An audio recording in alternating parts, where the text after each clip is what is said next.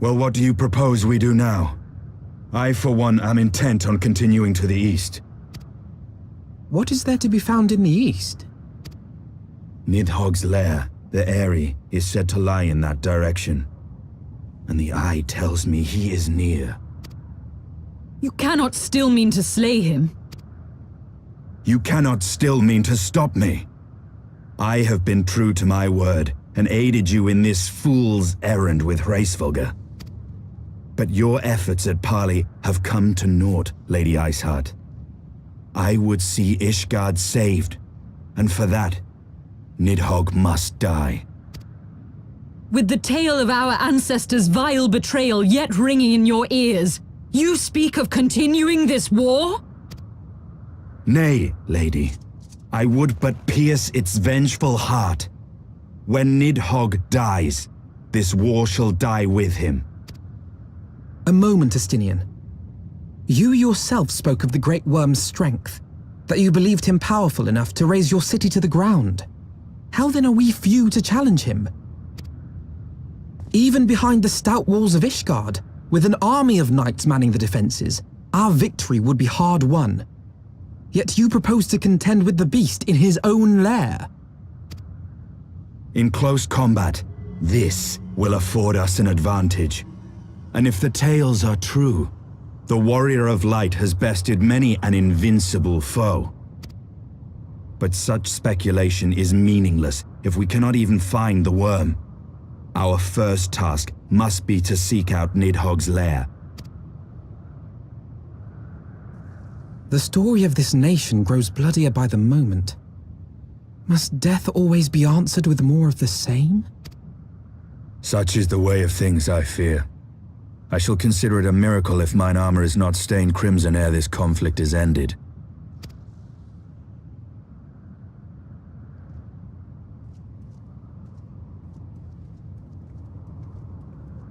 That I should be blinded by my own lies. Everything I believed, everything I thought I was, gone. All gone. Leave her. Your words will not reach her now. And we have not the time to wait for her to gather up the pieces of her shattered faith.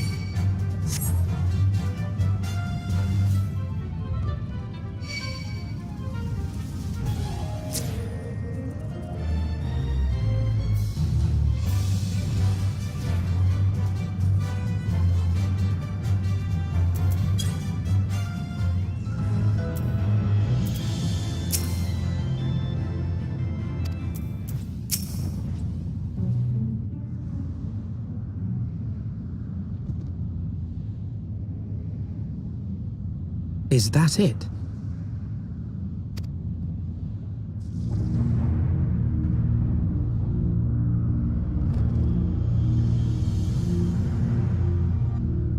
Aye, that would be the Eyrie. I feel Nidhogg's presence through the eye, his caustic hatred gnawing at my soul.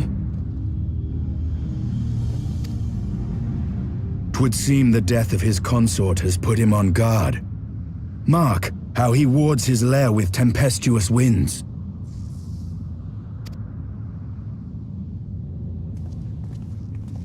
A similar barrier once barred our entrance to the primal Garuda's domain, until we discovered the means by which it could be penetrated.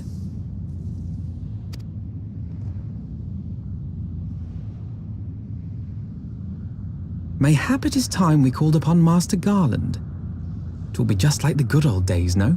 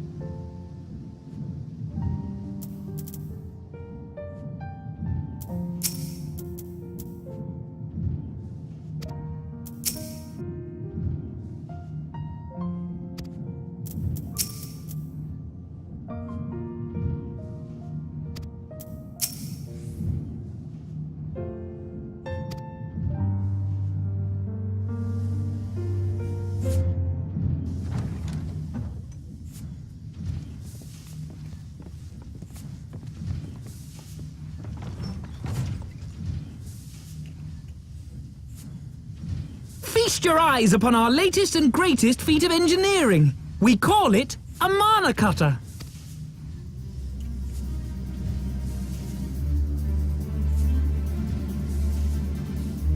After you put down Gaius, Wedge and me struck out on our own for a bit, and started work on the successor to the tiny Bronco. Impressive little thing, isn't she? My talent for ship design has plainly rubbed off on them.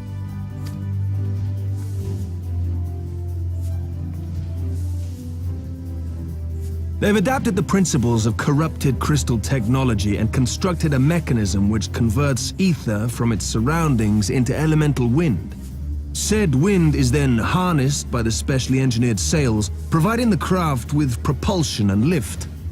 All in all, a most elegant solution.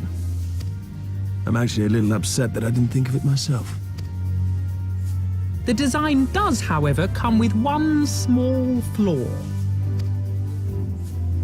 The energy conversion ratio's bloody awful. To generate enough power to get you off the ground, you need to be in an area awash with predominantly wind-aspected ether. In other words, there are a few places you can fly, and lots of places you can't. The new Ishgardian airship hasn't left the boys much time for tinkering, meaning it may be a while before this particular project takes off. If you'll forgive the pun.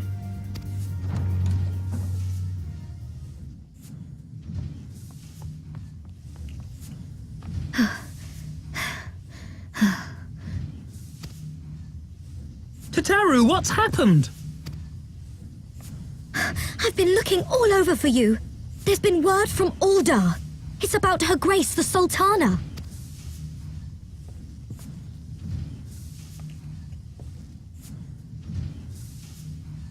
It seems you're required elsewhere. Leave the mana cutter with us. We'll see that she's airworthy and suitably equipped to slice through those winds.